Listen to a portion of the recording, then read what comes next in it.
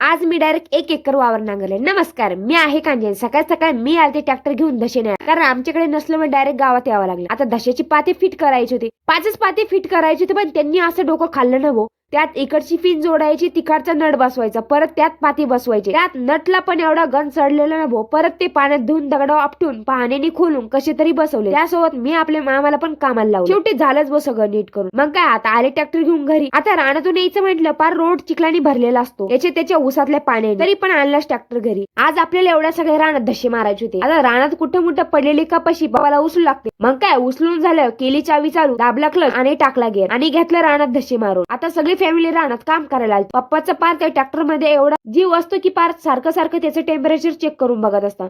शेवटी अर्ध रान नांगरलं. आता म्हटलं ट्रॅक्टरला आराम द्यावा. खरं तर मलाच आराम लागत होता, म्हणून 5 मिनिटं म्हणून 20 मिनिटाचा ब्रेक घेतला.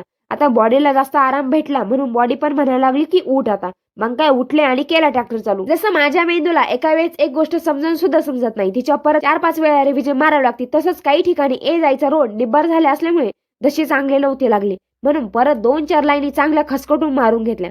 आता सकाळपासून काही ना काही काम चालू असल्यामुळे पार आता बॉडी मधले एक ना एक अवय म्हणायला लागला की बस कर बिंटे, जाय घरी. मग काय, वळवला ट्रॅक्टर आणि आले घरी निघून.